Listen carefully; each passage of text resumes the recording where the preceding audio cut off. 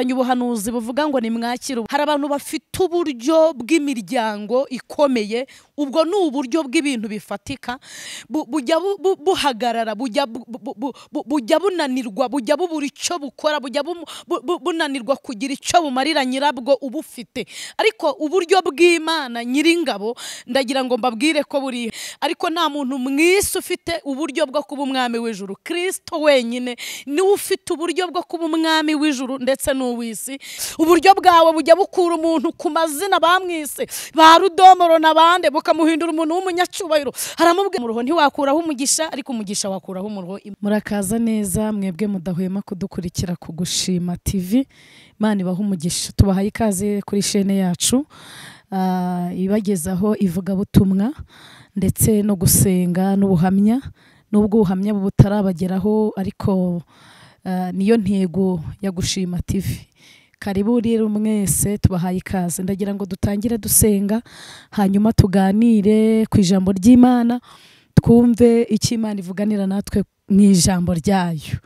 Turagushimiye Nyiringabo, tugushimiye ko uri Uwiteka, niryo zina ryawe, uri Imana yacu, uri ubwugamo bwacu, uri bendera ryacu, uri igihome kidukingira ku manywa na nijoro. Tugufite ntabwo twifuza undi murengezi, niko umuririmbyi w'169 yavuze. Yararirimbye aravuga ngo n'imisozi itararemwa n'isi itarabumbwa, aravuga ngo uhereye kera uri uko wahoze. Birasobanuye ngo ntabwo ubura uko ugenza, ntabwo uhinduka, ntusaza ngo witwaza akabando, ntabwo uharara ngo uhararukwe. Dawidi yaravuze muri Zaburi ya 71 aravuga ngo uduhindukirire utumara umubabaro. Hanyuma yaravuze ngo tugwirize gukomera, nurangiza uduhindukirire utumara umubabaro, kugira ngo mwami tudakorwa n'isoni tukamwara. Sengeye umuntu nkurikiye kugira ngo umuhindukirire umumara umubabaro, umugwirize gukomera. Kandi Zaburi n'ibihimbano by'umwuka wera ubyuzuza akanwa ke. Umuntu nteze amatwi dutangiranye ugiye kumva ijambo ryawe, mukomereza amaboko, kuko ijambo ryawe rirarema, ijambo ryawe rirazura, ijambo ryawe rirasenya rigasenya ibidafite umumaro, ijambo ryawe rirubaka, ijambo ryawe rikuraho rigashyiraho, ijambo ryawe riromora, ijambo ryawe rihindura amateka, abantu bagahindura amagambo mu izina rya Yesu. Sengeye umuntu nkurikiye kandi ngo amaboko y'Imana mubeho, amaboko y'Imana namugote, amaboko y'Imana namutwikire. Ni umubyeyi unteze amatwi, ni umukobwa, ni umusore, ni umugabo, amaboko y'Imana namubonekeho, amaboko y'Imana namuganze. Ezira yigeze abwira umwami, abwira abantu, arababwira ngo amaboko y'Imana yacu ari kubayishakana umwete kugira ngo ibagirire neza. Amen. Biravuze ngo amaboko yawe akura ku cyavu akicazanya n'ibikomangoma, amaboko yawe ahindura amateka, abantu bagahindura amagambo. Amaboko yawe niyo yasenye inkike z'i Yeriko. Amaboko y'Imana niyo arengera imfubyi, niyo arengera abapfakazi. Amaboko y'Imana ahagararira abadafite hepfo na ruguru. Amaboko y'Imana arengera abadafite shinge na rugero. Sengeye umuntu nkurikiye kugira ngo amaboko yawe amubeho, amaboko yawe amurwanirire, amaboko yawe amugote. Wigeze ubwira Mose, uramubwira ngo Farawo azabarekura bagende abikoreshejwe n'amaboko yawe akomeye. Biravuze ngo amaboko yawe akomeye ajya akora ibintu by'ibitangaza, ajya akora ibintu bikomeye. Amaboko yawe yahinduye amateka ya Obededomu, wari umutindi mu gihugu, ngo mu mezi 3 amaboko yawe amuhindurira amateka. Ndasenze ngo umuntu nkurikiye amaboko y'Imana amuhindurira amateka. Yiringiye y'ababyeyi ntibyakunda, yiringiye yakavukira ntibyakunda, yiringiye y'amashuri ntibyakunda, yiringiye y'imiryango ntibyakunda, yiringiye ayo biganye ntibyakunda. Ariko ay'Imana arakomeye, ay'Imana arakora, ay'Imana yacu aratangaje, ay'Imana yacu akuraho agashyiraho. Ndamusengeye kugira ngo amaboko yawe amugote, amutwikire, imbaraga z'Imana zimubeho. Urakoze, ndagushimiye. Bana natwe, utangirane natwe, usozanye natwe, tubisenze twizeye mu izina rya Kristo Yesu. Amen. Murakoze cyane. Ndagira ngo tuganire ijambo ry'Imana, hanyuma niturangiza kuriganira turisengeremo, twumve icyo Imana ivuganiye natwe mu ijambo ryayo. Imana ibaha umugisha kandi ibagirire neza. Tugiye gusoma ibyakozwe n'intumwa ibice 12, turasoma ku murongo wa 4 n'uwa 5, twumve icyo Imana ivuganiye natwe mu ijambo ryayo. nkomeje gushimira wowe uko wakoze subscribe ndetse nawe uduha comment, ndetse nawe ukora like, ndetse nawe usharinga ibiganiro bica kuri chaîne ya Gushima TV ukabisangiza abagenzi bawe kuko byakubakiye umutima, byaguhemburiye ubugingo. Imana iguha umugisha. Haravuze byakozwe n'intumwa ibice 12 ku murongo wa 4 n'uwa 5, haravuze ngo amaze kumufata amushyira mu nzu y'imbohe, amuha abasirikare 16 kumurinda, bane agira ngo azamushyira abantu Pasika ishize. Nuko Petero arindirwa mu nzu y'imbohe, ariko abitorero bagira umwete wo kumusabira ku Mana. Hanyuma 6 haravuze ngo Herode yari bumusohora iryo joro. Petero yari asinziriye hagati y'abasirikare 2 aboheshejwe iminyururu 2, abarinzi nabo bari ku rugi barinda inzu y'imbohe. Nuko marayika w'umwami Imana ahagararaho, umucyo waka mu nzu. Marayika akoma Petero mu mbavu aramubwira ati byuka n'ingoga, iminyururu imuva ku maboko iragwa. Tugiye kuganira kuri iri jambo rifite intego ivuga ngo uburyo bw'Imana. Tugiye kuganira ku buryo bw'Imana. Imana iravuze ngo nimwakire uburyo bwayo, nimwakire uburyo bw'Imana, nimwakire uburyo bw'Imana. Nzanye ubuhanuzi buvuga ngo nimwakire uburyo bw'Imana, mwakire uburyo Imana ibahaye mu izina rya Yesu, mwakire uburyo Imana itanze mu izina rya Yesu. Mbere yuko mvuga ku buryo bw'Imana, ndashaka kubabwira uburyo abantu bafite hano mu isi ya rurema bw'ibifatika. Hanyuma niturangiza turaza kureba uburyo bw'abantu n'uburyo bw'Imana aho butandukanira.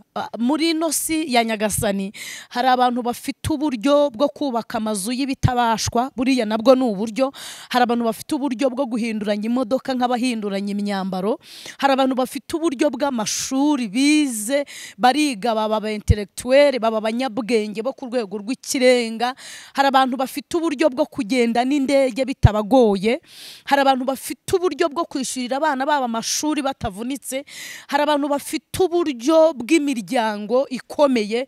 Ubwo ni uburyo bw'ibintu bifatika abantu bajya bishingikirizaho bakabyikomezaho. Ariko ngiye kubabaza, ari igihe umuntu agira uburyo, akagira uburyo bwo kwivuza Faisal bikanga, bakamutransfera mu Buhinde bikanga, akava mu Buhinde akajya mu Bwongereza bikanga, akava mu Bwongereza akajya muri Amerika bikanga. Uyu muntu aba afite uburyo bw'umufuka, aba afite uburyo bw'ikofi, aba afite uburyo bw'umutungo, aba afite uburyo bw'amafaranga. Hanyuma igihe kikagera bakamusezerera, bakamubwira ngo taha usubire iwanyu muri Afrika, ugenda utegereze gupfa. Kandi uburyo bwe ni ukuri ntako aba atagize kugira ngo ubuzima bwe bubeho, ubuzima bwe bukomeze. Ariko kubera ko uburyo bw'abantu bufite aho bugarukira, bufite limite, bujya buhagarara, bujya bunanirwa, bujya bubura icyo bukora, bujya bunanirwa kugira icyo bumarira nyirabwo ubufite. Ariko uburyo bw'Imana Nyiringabo, ndagira ngo mbabwire ko burihariye. Uburyo bw'Imana Nyiringabo burashoboye. Hanyuma hari abantu bafite uburyo bwo kuba abami bo mu isi, ariko nta muntu mwisi ufite uburyo bwo kuba umwami w'ijuru. Kristo wenyine niwe ufite uburyo bwo kuba umwami w'ijuru ndetse n'uw'isi. Niwe wihariye ingoma ebyiri, yihariye iyo mu ijuru ndetse yihariye n'iyo mu isi. Abami bo mu isi bagira uburyo bwo gutorwa, bwo gushyirwaho n'ibihugu byabo, bakarahira, bakajya ku madarapo, bakarahira, bakemererwa kuba abaperezida, abami b'ibihugu byabo, abamikazi. Ariko Kristo ni umwami w'abami.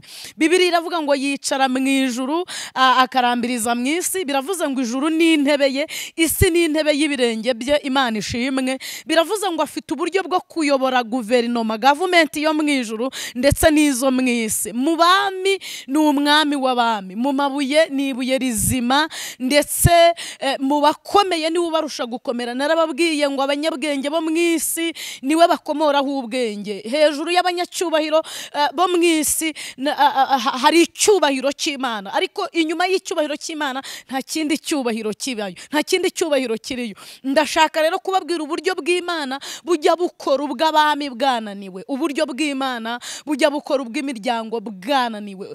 Ushobora uyu munsi kuba ufite uburyo bw'akazi, ariko ako kazi ukora katagushitsaho wumva ushaka, kuko ni uburyo bw'akazi urabufite ariko bufite aho bugarukira. Ushobora kuba ufite uburyo bw'imiryango ukuriho utakagombye kuba ari kuriho, ariko kubera ko uburyo bw'abantu ahantu hari ibintu bwashobora kukugirira n'ibyo butashobora kukugirira, bufite aho bugarukiye, bufite limite, bufite umupaka ntarengwa. Ariko uburyo bw'Imana ntabwo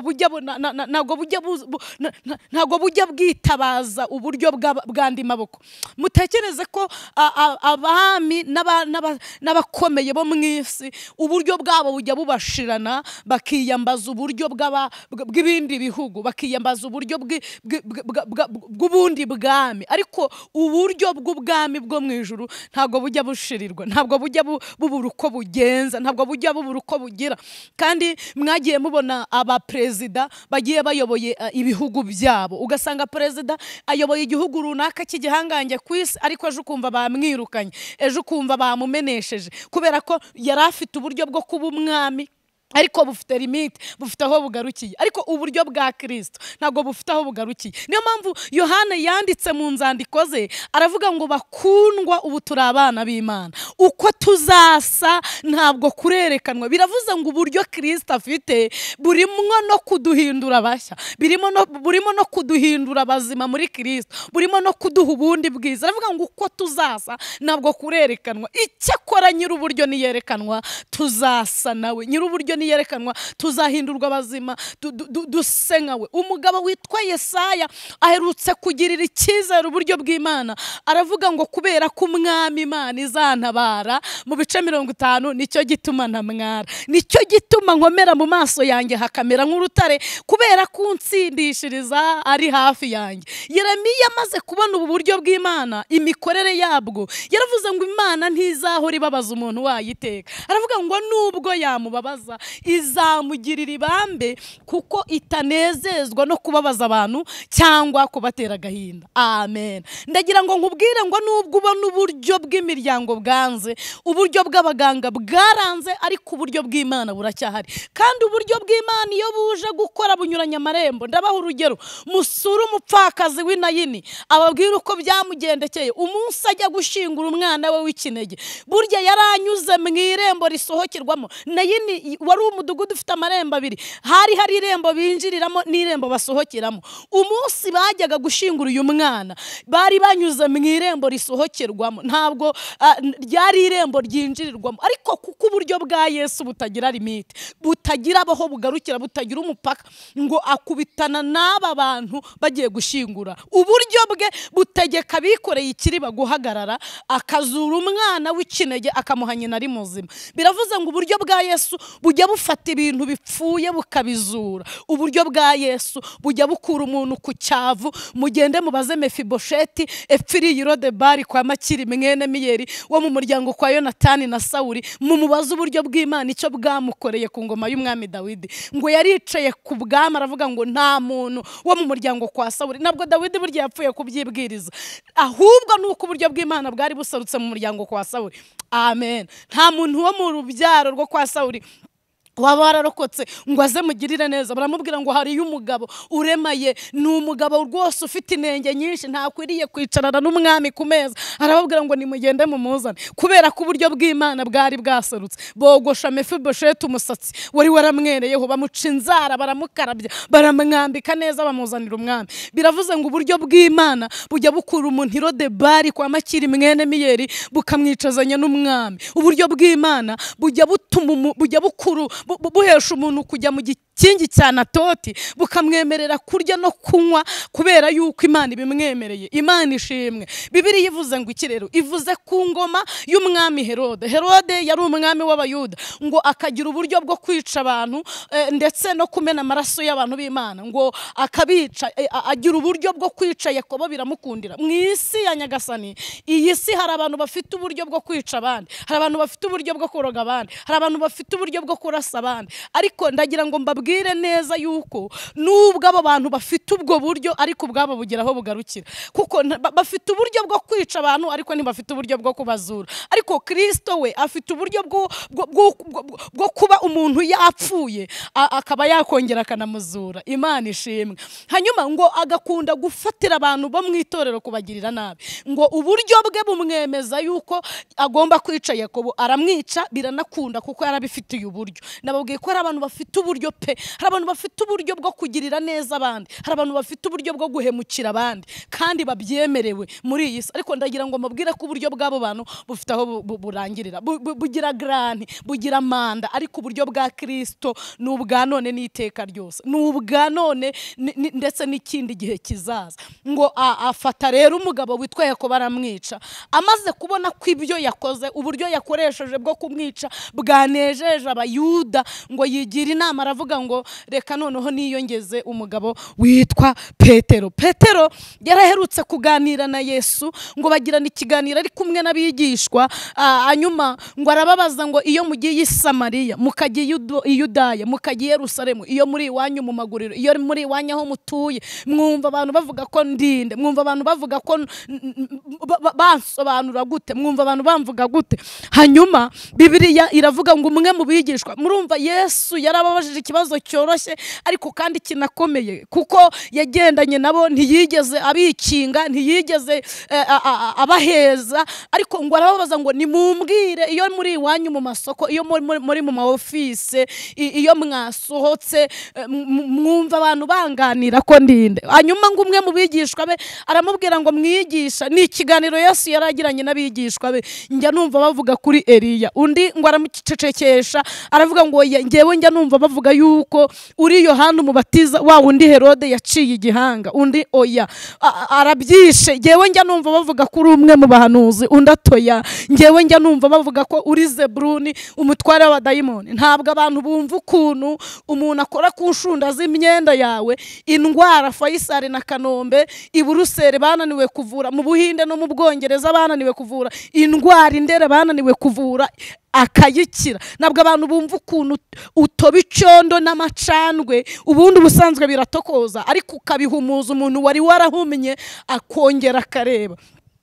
Hanyuma Yesu ngo arabahindukirana arababaza ngo usibye uko mwumva abantu bamvuga, mwebwe mubona ndinde? Nimumbwire uko uburyo bwanjye mubona bukora. Hanyuma ngo Simoni ashyira urutoki hejuru avuga Yesu ibigwi. Ndagira ngo mbabwire ko hari ibintu Yesu akunda. Yesu akunda ko tumuvuga ibigwi, akunda kumubwira ngo iki gihugu nicayemo ntuyemo niwe wacinujemo, akunda kumubwira ngo kuba naryamye nkabyuka niwe wampaye kubyuka, akunda kumubwira ngo kuva nkivuka kugeza ubu ni wowe twagenda.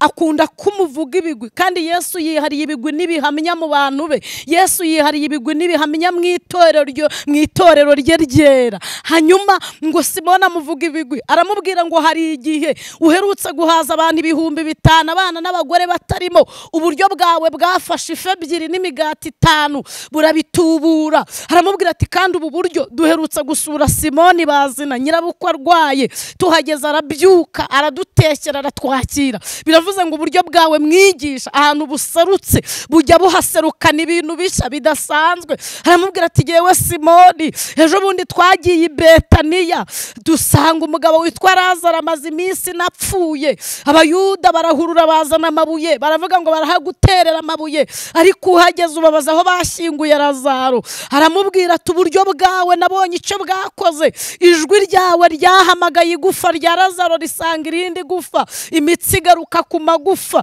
inyama zigaruka ku magufa. Lazaro wapfuye wanutse arasohoka abyuka mu gituro. Aramubwira ati uburyo bwawe buherutse kubabarira umugore witwa Mariya, buceye umuhindurira izina umwita Magadalena. Biravuze ngo uburyo bwawe mwigisha bujya buhindura n'amazina y'abantu. Umuntu baravuze ko azapfa atikamiye yimbwa, uburyo bwawe bukamugira umuntu w'umugabo utebeza. Uburyo bwawe bujya bukura umuntu kwishyiga bukamuha gushingirwa akabyara abahungu n'abakobwa. Uburyo bwawe bujya bukura umuntu ku mazina bamwise ba Rudomoro n'abande bukamuhindura umuntu w'umunyacyubahiro. Aramubwira ati ubu buryo hari igihe uherutse kuntuma ku nyanja kuroba badufatiye imisoro, mpageze nsanga uburyo bwahaserutse, isamaki narobye niyo twishyuye, nakuyemo ideni ariyo twishyura imisoro. Aramubwira ati mwigisha uburyo bwawe buherutse gukora akazi, yewe nirebera ku musirikare witwa Yayiro bumuzurira umwana w'ikinege, nta bindi bintu wavuze. Uravuze ngo Tarisa 10 gakobwa ndagutegetse kanguka. Umukobwa arakanguka. Aramubwira ngo yewe Simoni umpamagara nari umurobyi, urambwira ngo uzangira umurobyi w'abantu. Aramubwira ngo none rero iyo nkwitegereje mbona uri Kristo umwana w'intama w'Imana. Imana ishimwe, Imana ihimbazwe.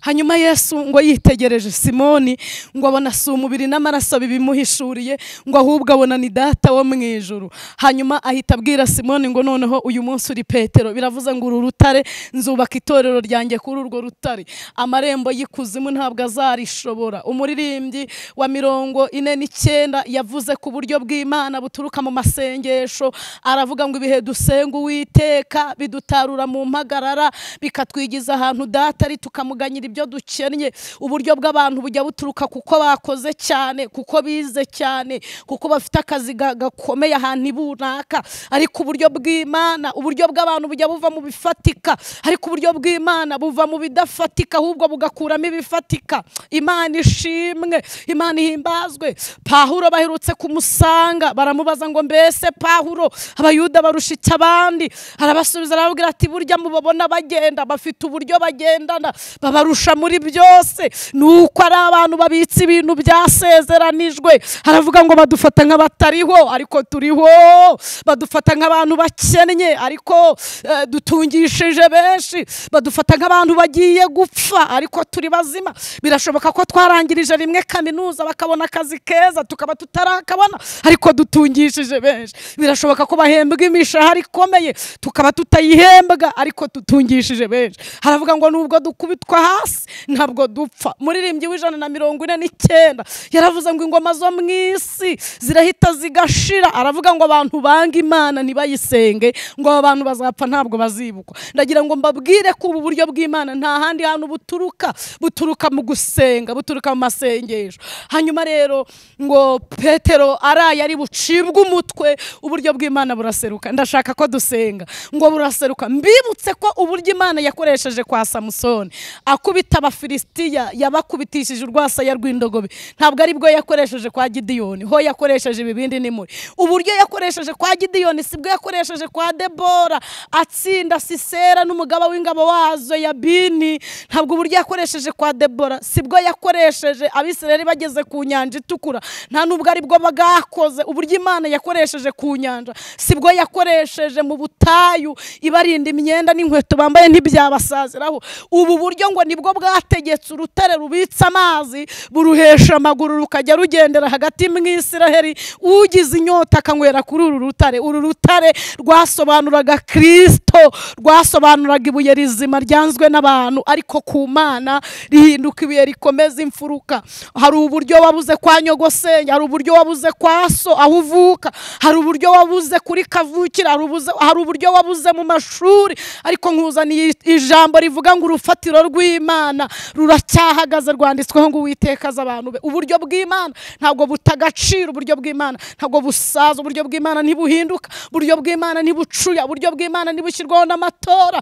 Kandi uburyo Imana yakoresheje kwa Debora ntabwo ari bwo yakoresheje ku nyanja, si bwo yakoresheje i Yeriko, ntabwo ari bwo yakoresheje mu gihe cy'Abamoni n'Abamaleki. Ubu buryo Imana yakoresheje mu gihe cy'Abamori n'Abamaleki si bwo yakoresheje ejo bundi kwa Dawidi atsinda intwari y'Igati Goliyati. Ndagira ngo mbabwire ko uburyo bw'Imana hari ubwakoze ariko hari n'ubukiri mu bubiko. Ntabwo uburyo Imana yakoresheje kwa Dawidi ari bwo yakoresheje ejo bundi Yesu ari mu gituro. Tugiye gusenga tubwira Imana ngo turumva dukeneye uburyo bwawe. Ahari ubwo kwa nyoko wanyu bwaranze, ahari ubwo kwa nyokorome bwaranze, ahari ubwo kwa pasteur ukuyoboye bwaranze, ahari ubwo mu baturanyi ubona bwaranze, ubwa diplome ubitse ubona bwaranze, ubwo mu rushako ubona bwaranze, ubwo mu bavandimwe ubona bwaranze, ariko uburyo bw'Imana buracyahari. Niyo mpamvu Dawidi yavuze ngo abantu babwiringiye muri Zaburi 125 bameze nk'umusozi Siyoni utabashika kunyeganyezwa ahubwo worohamye iteka. Ngo nk'uko imisozi gose Yerusalemu ngo niko Uwiteka gusa abantu be uhere none ukageza iteka ryose. Tugiye gusenga tubwire Imana ngo dukeneye uburyo bwawe. Tubonye neza ko uburyo bw'abaganga bujya bwanga, uburyo bw'abaturanyi bujya bwanga, bujya bugira bugarukira, bujya bunashira. Nubwo amabanke burashira, banki ikaguha amafaranga museka, wabura ubwishyu bakaza kuguteza ibintu bimeze nabi, ariko uburyo bw'Imana ntanga rubugira. Uburyo bw'Imana ntanga rubugira. Alleluia. Uburyo bw'Imana nta kiguzi busaba. Uburyo bw'Imana nta feza nta zahabu utanga utanga kugira ngo ubuhabwe. Urakoze Mana, turagushimiye. Ubu buryo nibwo bwakuye Dawidi mu ishyamba, ari umushumba, ari insuzugurwa, yambaye nabi, bumwicaza ku ntebe y'ubwami. Ubu buryo nibwo bwatumye uwari kumanika Morodekayi ku giti amutambagiza umurwa. Isi yose imenya ko Morodekayi uburyo bw'Imana bwamusesekayeho. Uburyo bwawe nibwo bwageze kwa Obededomu, bavugaga ngo niwe mukene uri mu gihugu utagize icyo amariye igihugu, nibajyane y'isanduku, hanyuma niyo bapfa bagashira nta gihugu cyaba gihombye. Ariko babikora batazi ku buryo bw'Imana bwatekereje kuri Obededomu, ngo mu mezi 3 Obededomu ahindurirwa amateka, ahindurirwa izina. Uburyo bwawe nibwo bwabaye kuri Hadasa ari Esteri, ngo umwami amutunga inkoni mu bakobwa baturutse mu bihugu 127. Uburyo bwawe nibwo bwateje agasuzuguro Vashiti kugira ngo havemwe igisubizo cya Esteri. Imana ishimwe. Uburyo bwawe nibwo bwahinduriye amateka Rusi, wari umumowabukazi. Uburyo bwawe nibwo bwatumye Abisiraheli bava muri Egiputa bambuka inyanja itukura, nibwo bwaciye inzira mu nyanja. Biravuze ngo uburyo bwawe bugaburira umuntu Mana, uburyo bwawe buramurinda imyenda n'inkweto yambaye ntibimusazireho, uburyo bwawe burera imfubyi zigakura, uburyo bwawe buhagararira abapfakazi, uburyo bwawe buburanira abafite imanza, uburyo bwawe nibwo bwatumye Yosefu ava muri gereza aba premier ministre, batarebye ku mashuri, batarebye ko ari umugurano, batarebye. Biravuze ngo uburyo bwawe umuntu bwambaye atambuka yemye, agira umutima utuje mu gihe abandi imitima yabi bahagazemo. Sengeye umuntu nteze amatwi ngo uburyo bwawe bumuserukeho mu izina rya Yesu. Imbaraga zisumba byose zimutabare, ukuboko kw'Imana itagaragara ariko ikora ibigaragara kuboneke kuri we. Imana ishimwe. Urakoze, komeza kuduhira no kubana natwe ni mu izina rya Yesu, amen. Ndabashimiye cyane, mbibutsa yuko umuruho ntago wakuraho umugisha, ariko umugisha wakuraho umuruho. Imana ibaho umugisha. Rero abantu mumaze gukora subscribe, ndetse n'abantu mumaze kuduha comment, n'abantu mukora like, n'abantu mudukorera share, mugasangiza inshuti zanyu ibiganiro byacu tubagezaho. Nari mvuze ngo umuruho ntago wakuraho umugisha, ariko umugisha wakuraho. Umuruho ntago wakuraho umugisha, ariko umugisha wakuraho umuruho. Nkubwire ngo umuruho ufite ntushobora gukuraho umugisha Imana yakugeneye, yakubikiye, ariko umugisha wakuraho umuruho ufite. Imana ishimwe. Abantu bifuza ko tuzajya tubana ku murongo wa WhatsApp, ndagira ngo muce mu gikari, mubinyandikire, mubimbwire. Telefone yanjye ni 0788 muraza kuyisomamo hasi iba yanditseho Imana yo mu ijuru ibaho umugisha. Umuruho wakuraho umuruho ntiwakuraho umugisha, ariko umugisha wakuraho umuruho. Imana ibaho umugisha.